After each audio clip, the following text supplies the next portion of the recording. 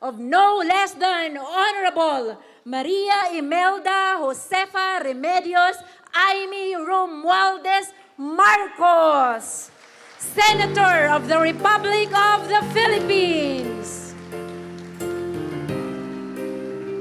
She is accompanied by the Chief Public Attorney of the Philippines, Dr. Persida V.Rueda-Acosta, DSD. Sa inang bayan, Tikiman ng luha, pag-uusig at pagdaramdam. Walang makapipigil sa alab ng pagmamahal. Buhay at tulong ay alay sa tinubuang bayan. Saan mang panig ng daigdig, kami makarating. Pilipinas ang bayan, babalik-balikan natin.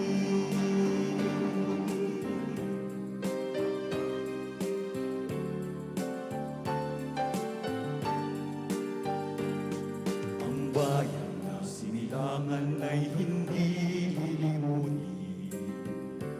Perlas ng silanganan na ang ganda ay nagniningning. kailan ka babalik upang langapin ang hangin mula sa karagatan?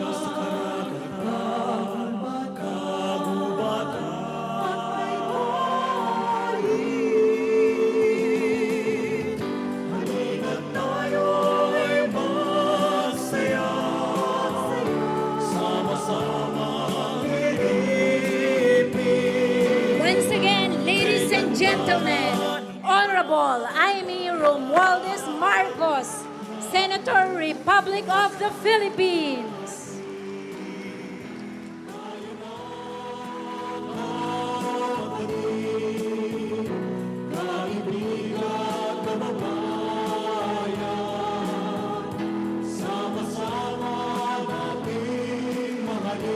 To award the Lady Justice Statuette to Honorable Maria Imelda Josefa Remedios Romualdez Marcos as Outstanding Senator of the Republic of the Philippines. We call on our beloved Chief Public Attorney, Dr. Persida V.Rueda-Acosta, DSD.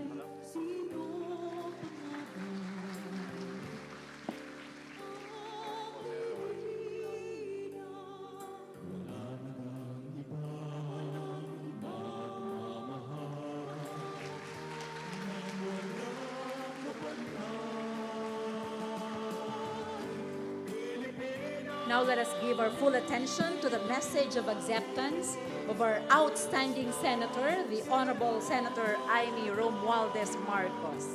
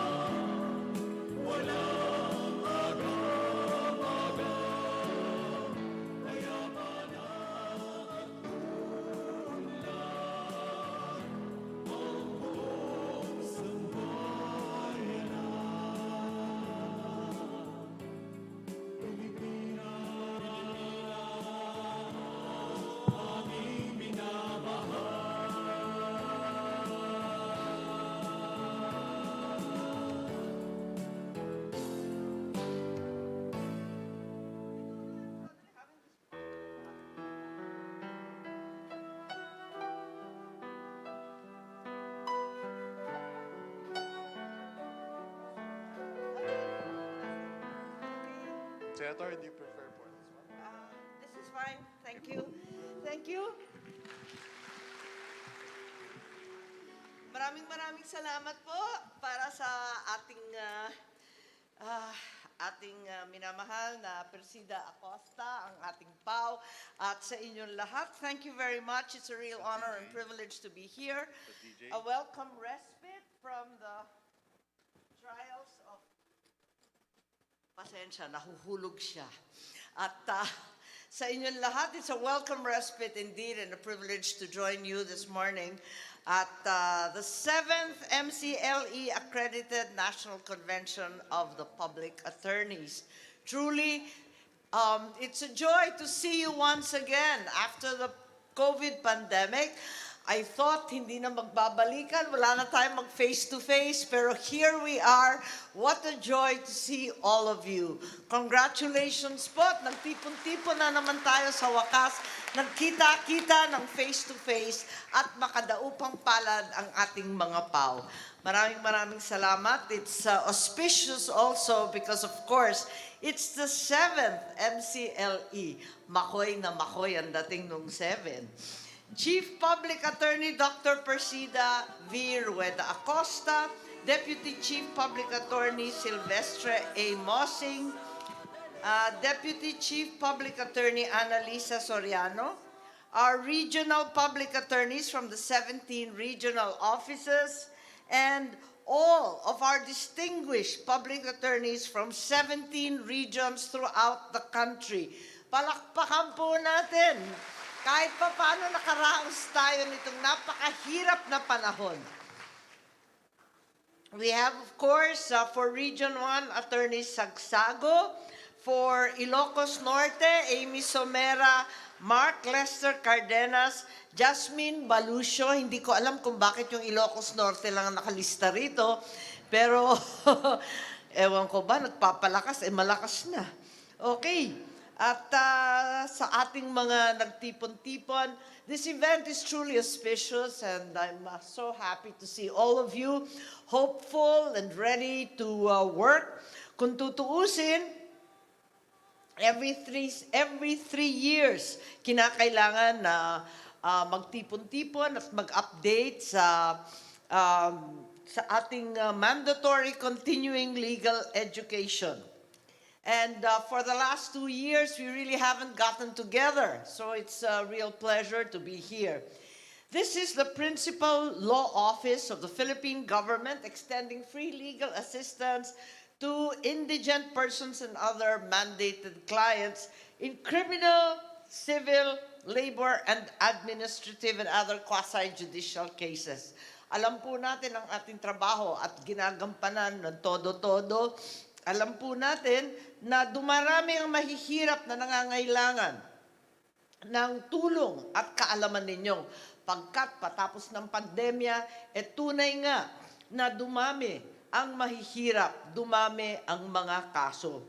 Dahil dito, alam natin na yung PAW, pinaglaban natin noong 2007 hanggang ngayon, 15 anyos na nakalipas, na manatiling independent and autonomous office at hindi sakupin ng Department of Justice o anumang pang mga ahensya ng ating pamahalaan para masigurado ang inyong pagtatrabaho at pagsisilbi sa ating mamayang mahihirap.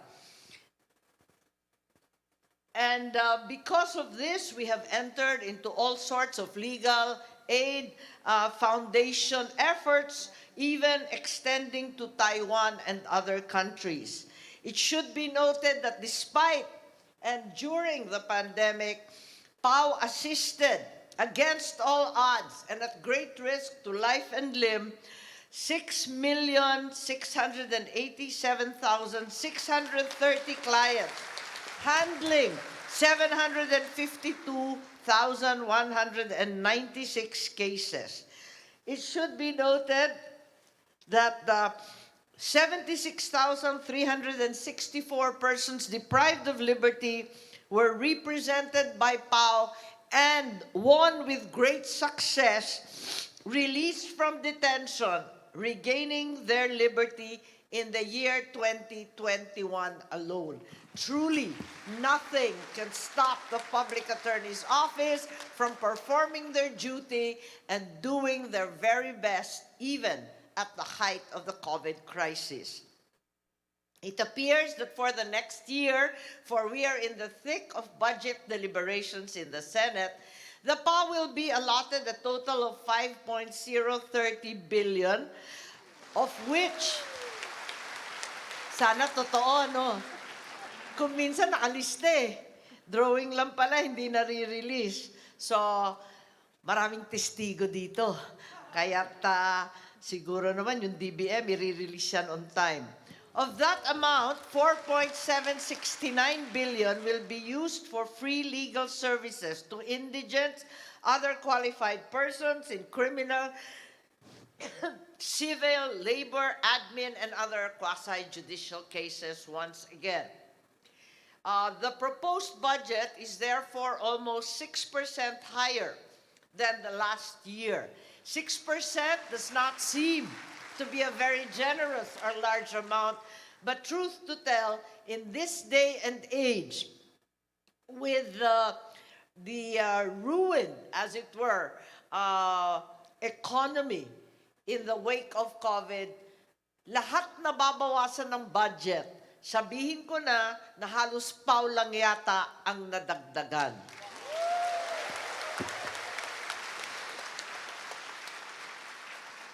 At ang dahilan ay maliwanag, pagkat halimbawa sa DOJ pa lamang, 11 ang ahensya na nakakabit o nasa ilalim ng DOJ, iisa lang ang nakapaggamit ng budget, tuloy-tuloy ang serbisyo, walang humpay ang pagtatrabaho at pagdidisburse ng national budget. Hence, we increased your budget because of outstanding and exemplary performance.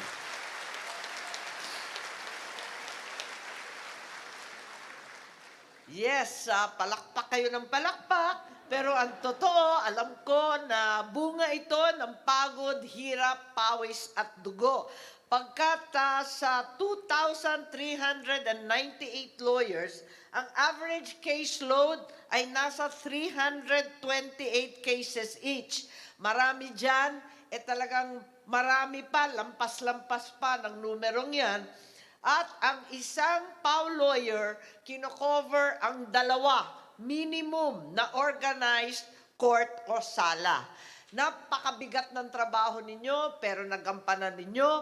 Congratulations po sa bawat isa.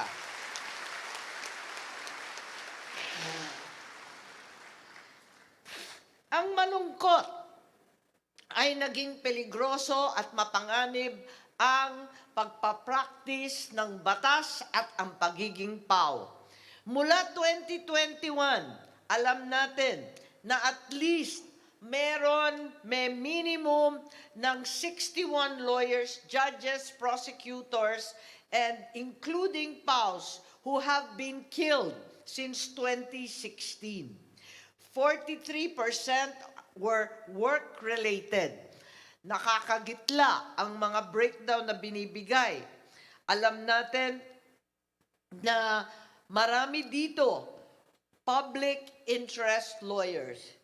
The Senate, therefore, expressly condemned the surge in lawyer killings and urged the President at that time, President Rodrigo Duterte, to take the necessary steps to ensure the protection and safety of our most valued legal profession. Further, earlier this year in April 2022, an act was passed creating the Office of Judiciary Marshals, defining powers and functions such that we could guarantee the safety and security of the members of the judiciary, judicial personnel, and even the court assets, including their families. Sana maisatupad itong batas at maimplementa para hindi naman laging napapanganib ang ating mga abogado. In September 21, early last month, the Department of Social Welfare and Development and PAO have now signed the supplemental memo of agreement to provide additional protection to both solo parents and their children. This will expand the MOA on the provision of legal assistance to qualified clients. I congratulate you on this initiative, having been one of the co-authors of the Solo Parents Act. The PAO also committed to extend free legal services and representation to qualified and willing complainants in cases involving the enforcement of child support by establishing an inbuilt, embedded PAO office within the DSWD office. Congratulations once again. Human rights and the violation of our bill in the Constitution has become center and significant and pivotal, not only in our domestic law, but even more importantly in our international relations. It is my hope that moving forward from today, we will in fact count on the PAO to lead that charge to defend and to defend all those marginalized, persecuted, and otherwise violated, so that we truly, finally foster a compassionate society. We are working on the release of qualified PDLs in this month, on top of the qualified PDLs already released last month. We will continue to do so even as we study the various possibilities of house or homebound medical furlough for certain of our political, so-called, or other controversial PDLs. It is also important that we finally delineate the possibilities of amnesty in all its guises. This, I need you to help. For this, I need to consult all of you. Sana makipagtulungan tayo upang mabigyan ang mas pantay-pantay at tunay na pagkakaisa ang ating bansa. It is time that PAO take a more activist, a more important role in our legal processes, and that you remain center and front of all these efforts. Sa inyong lahat, maraming salamat at sana'y taon-taon na tayong nagkikita muli. Thank you very much for this award, and I am certain that your MCLE will be successful and will benefit all your poor and impoverished and difficult clients. Thank you very much to everyone. Mabuhay po ang PAO. Mabuhay tayong lahat. Mabuhay ang Pilipinas. Thank you very much, Madam Senator, for truly and genuinely recognizing the compassion and commitment of all public attorneys in the Philippines. On this very instance, the Public Attorney's Office has prepared a very special performance dedicated solely to the Madam Senator. Let us please welcome Ms. K. Acosta. Good morning po.